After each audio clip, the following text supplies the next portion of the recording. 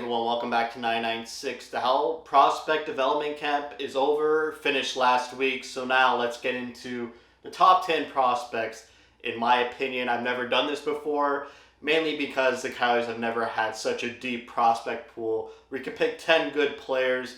Usually during the Chaika era, it was under 10, but now there's like 20 to choose from. An interesting list. Craig Morgan did one, I think, Sunday. Mine's a bit different. And if you disagree, go off in the comments. So we'll start here with number 10. If you can guess, you can guess. My criteria for what a prospect is: under 50 games, 5-0, played for the Arizona Coyotes. So I think the only controversial one is I didn't count Soderstrom as a prospect. I think now he's just a roster player. He was drafted 4 years ago. So 50 games played for the Arizona Coyotes is the benchmark. If you played under 50 games for the Coyotes, you're eligible for the top 10. So I'm pretty sure you can guess who kind of made the cut there. But let's get into it with number 10, a defenseman from Quebec, 33 points in 34 games played for Quebec last year. Won the Memorial Cup, beat out Dylan Guenther. You know, wink, wink there. Third round, number 94 in 2022 is Jeremy Langlois. I'm pretty high on Langlois. I think maybe I'm the only one. I really loved him last year's prospect tournament. I think it was held in San Jose. He really stood out, but honestly, the Coyotes had no defensive prospects at that prospect tournament. Lamoureux was injured, so he stood out to me, and the fact that he was almost a point per game last year in his junior league, he was on a winning team for the Memorial Cup. I have high expectations for him. I think he's turning out really well for a third-round pick, and really excited to see what he does in the future. Now, the Coyotes did give him a bona fide offer just to retain his signing rights, but I'm pretty sure he's returning to Quebec next season. I would have liked him to be on the Roadrunners. He is turning 20 years old in September, so I was pretty sure that if you're 20 years old, you could go to the American Hockey League, but you know, there's a lot of CHL rules I'm not too privy to, so maybe he wasn't allowed. Maybe next year. He beats out, well, I won't spoil it. So we'll go to number 9. Recently drafted, the only goalie on this list, and I don't know how to pronounce his name. We'll go with Michael Hurabal or Hurabal. This dude is a monster. 6'7", 216 pounds, was just drafted a couple weeks ago. Second round, number 38 overall in 2023. He had a 286 goals against average and a 908 save percentage last year in his junior league in the United States Hockey League.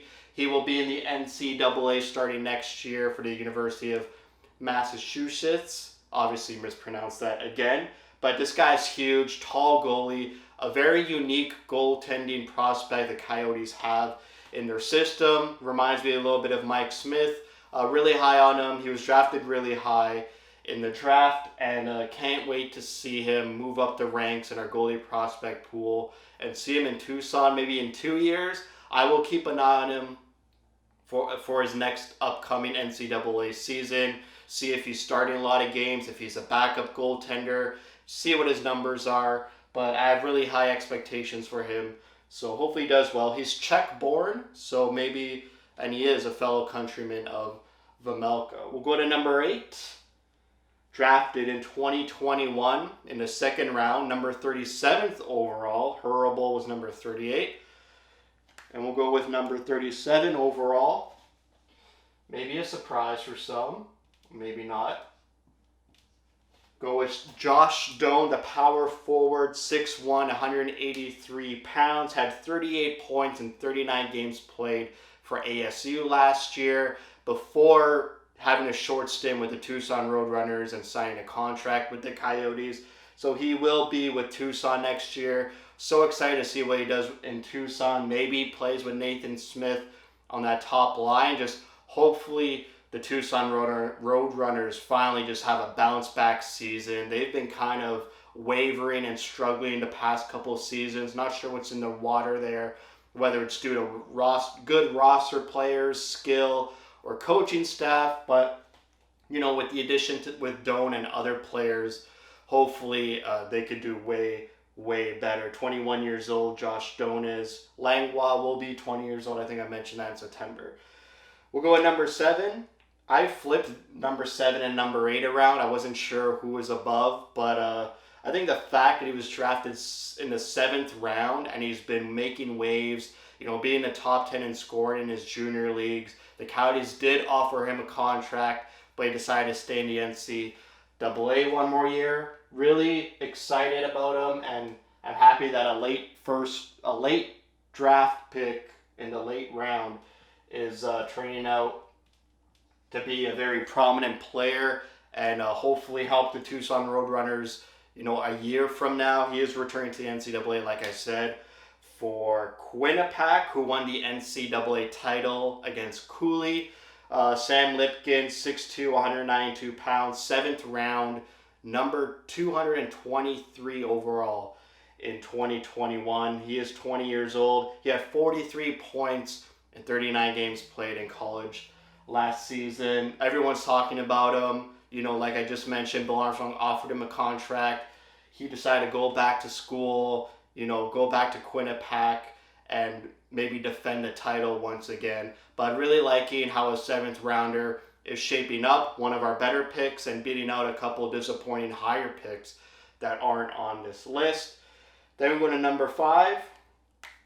Our second defenseman on this list, 6'7", 198 pounds, drafted in the first round, number 29 overall. So I'm assuming you know who that is. Probably going to spell it wrong. Maverick Lamoureux. A bit of a disappointing season last year, which is why he's not higher for being a first-round pick. He was injured.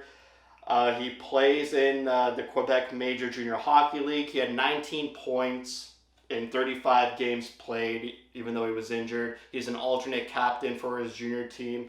But in the playoffs, he had 6 points in 9 games played. So as a defenseman, that's pretty good. He's getting better. That injury kind of stunted his development, but he was just recently at development camp. Looked really good, looked healthy. He's going to add more weight. Right now he's listed as 198 pounds. He said he wants to get to about 210, maybe 215 pounds. So he's already 6'7", one of the 2 towers. We'll see if the other 2 tower is on this list.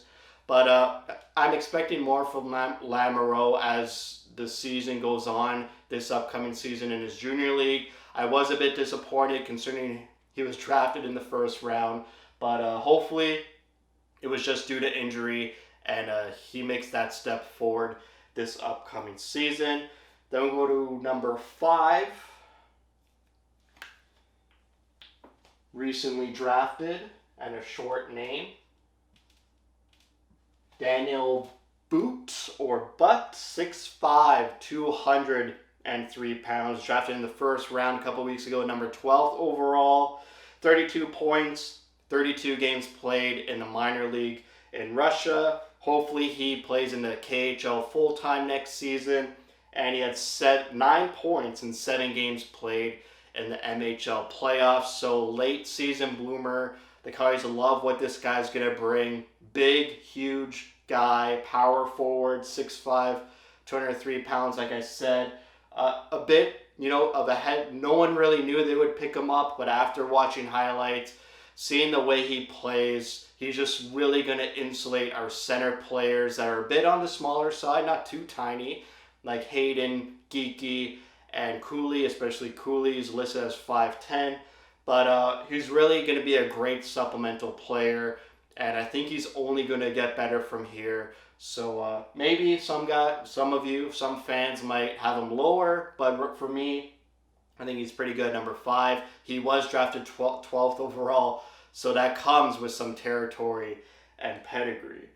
So go with number 4, a fellow teammate and countryman right here, Dmitry Simashev, drafted a couple weeks ago at number 6 overall, 6'4", 201 pounds. He had 10 points in 29 games played. In the playoffs, he had 6 points in 10 games played. So I feel like these 2 players on their team, they had a really great last end of the season rush and a great playoffs. And watching his highlights as well, just the way he moves, the puck, the way he battles, the long reach he has. I really feel like he's going to be above Lamoureux, and just having those two type of defensemen, the two towers, it's really going to give the Coyotes a unique look in the NHL and maybe make some teams envious of having really two tall statured defensemen, hard to get around, hard battlers who could move the puck up well, good vision, good puck retrieval, use their forwards really well. And that's going to give us a sort of edge, I think, in the Western Conference and in the league overall. So I'm looking for these two to have massive step-ups in their next upcoming season this year. So we'll get to the top three. I'm sure you guys could all guess who the top three are. It's not much of a surprise. But for me, we have our first centerman on the list, which, might be a bit interesting or concerning, but I think we're going to roll with these centermen for our core in the future. But Connor Geekie comes in at number 3, 6'4". Okay, he's not small, I'm sorry. He's 6'4", 203 pounds, drafted in the first round, number 11th overall in 2022. 77 points in 66 games played for the Winnipeg Ice. They are going to move to Wenatchee Wild. That's the relocation team. So as I've mentioned before in a sort of joke, Connor Geekie is used to relocation. So hopefully, these arena rumors, which are just rumors. I know I'm making a joke here. But yeah, he shouldn't be worried. But his team, Winnipeg Ice, did relocate. Outstanding numbers in his junior league. He was battling with it with Dylan Guenther and the Seattle Thunderbirds in the WHL finals, but ultimately Dylan Guenther and Seattle prevailed. Love that he took a huge step forward from his draft season to his draft +1 season. Hopefully that is due to him getting better and not just playing with Zach Benson, who I thought was really good and hope the Coyotes drafted. But hopefully what I'm looking at here is maintaining that high points per game percentage and maybe increasing that goal total to around 40, 45, maybe even eclipse 50. Maybe work on his two-way game, his defensive game. But I really think the Coyotes are comfortable with moving forward with Cooley, Geekie, Hayden, and McBain as our center depth moving forward. And then having some big bodies around them like Daniel Boot, Lawson Krause, Josh Stone, and a couple other guys, and mixing Keller there with some skill. I think it could work. Hopefully they know it's going to work and are really confident in those 4 centermen. Maybe they see Geekie as a really bona fide second-line center and Cooley as a bona fide first-line center. And then Hayden slots in at 3 and you have McBain 4th. That could be a really solid center depth if they all progress well and how they are progressing. A really good mix of skill, size, especially with McBain and Geekie, and you have a lot of skill in that third line with Hayden. And we'll see from there. So number 2, maybe a lot of people have their number 1 and number 2 switched up. But for me, who played 33 games for the Coyotes, so he didn't really hit that benchmark of 50 games. I still consider him a prospect. I don't consider him a bona fide Arizona Coyotes player this season. He will be. He'll make the team right out of camp. There'll be no talks of him going back to juniors, no talks of a 9-game tryout. Starting in September, when training camp starts, he is an Arizona Coyote. But for right now, to me, he is still a prospect. He had 29 points in 20 games played when moving back to the WHL for Seattle. In the playoffs, he increased it to 28 points in 19 games played. So it took him a while to get acclimated back to juniors and then just took off like he usually does. He led his Seattle Thunderbirds to the Memorial Cup final before losing out to Langlois and the Quebec Ramparts. He had 15 points in 33 games for the Coyotes and had 10 points in 7 games played for the World Junior Championship for Team Canada and scored the golden goal. So last season, even though I'm sure Guenther was disappointed that he was sent back down to juniors, it was a successful year. Everything Bill Armstrong and Andre Tourigny said they wanted to see out of Gunther, he did. Go back down to the World Juniors Championship, win gold, help Canada win gold, be one of their best players. He did. He won the gold medal game in overtime with the gold medal goal. They sent him down back to the Seattle Thunderbirds. Hey, go back to Memorial Cup. Last season, you were injured for that tournament. See what you can do this year. Bring Seattle right to the finals. So he did everything the team sought out for him to do, and he accomplished it. And now it's just getting ready for the NHL. And hopefully I just see him shoot a bit more and translate that sharp shooting ability and skill into the NHL. I would love to see him get fed on the power play and just rip shots. Just would be really fun to see every game. And then number one, pretty obvious, the smallest player on this list, the only player on this list that's under 6 feet tall. He comes in at 5'10", 181 pounds. Drafted first round last year, third overall. Logan Cooley, 60 points in 39 games played in the NCAA for the University of Minnesota. He lost to Lipkin in the finals, and I actually forget what they call their title, the NCAA title, I guess, lost to Quinnipiac and Sam Lipkin. He's going back to the NCAA next year. He had 14 points in 7 games played at the World Juniors Championships for the USA.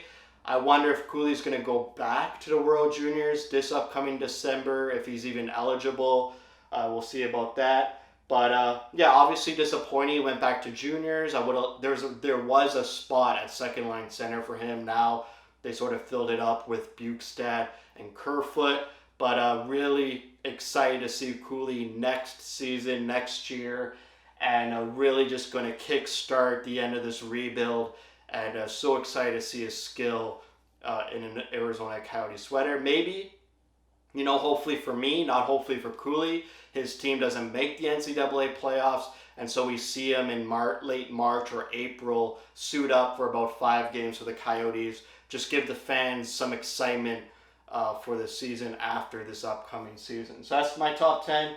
If you disagree, you probably do. You can go off in the comments. My honorable mentions are Artem Duda and Maximilian Zuber, both defensemen.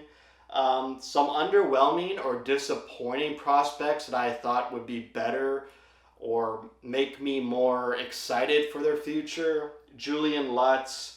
Ben McCartney has kind of fell off. I was really high on him 2 years ago, like I was with Langlois. So hopefully Langlois doesn't go the same way as Ben McCartney. McCartney, everywhere he went, he was like a point per game player. They didn't get called up last season. They didn't really do much in Tucson. He's going to spend another year in Tucson this upcoming season. A bit of a power forward like Josh Doan. So hopefully he gets his game back and provides some offense for Tucson. Yannick. Well, we'll see what's happening with him. He can't really crack the lineup. Sort of in the doghouse last year when he got called up to the Coyotes. Too many penalties, undisciplined. Again, another power forward winger. He's just got to get his game right. I really hope he makes the Coyotes roster out of training camp and the coaching staff just really hones his skill. Ilya Fedotov, a big Russian. Haven't heard much of him. I was hoping he'd be on Tucson this upcoming season, but still no. He was drafted the same year as Josh Stone in the second round. Nathan Smith, we all know, a bit disappointing, hasn't really progressed as we all thought he would. And Kolya Charnock barely got called up last season, even though the season prior to last season, Andre Tourigny's first year, he was like a cemented NHL defenseman due to injuries and just due to lack of skill. Like, that group of defensemen, Kolya Charnock, Cam Dineen, Dyson Mayo, they played so many games for the Coyotes in Andre Tourigny's first year and then barely played, if at all, in Andre Tourigny's second year. And now we got just more talent and better skilled defensemen in this current defensive roster moving forward. So I really don't think he cracks the Coyotes' defensive roster. So he's probably going to stay in Tucson again, but hasn't really pushed the envelope enough to be a solidified Coyotes defenseman. So for me, a bit underwhelming. But anything could happen. All these disappointing guys I mentioned, they all could turn it around this upcoming season and push for spots and maybe even make the Tucson Roadrunners a top 3 team in their division. So that's it for me. Thank you for watching. If you like what you see, spread the word. And as always, thank you for your support.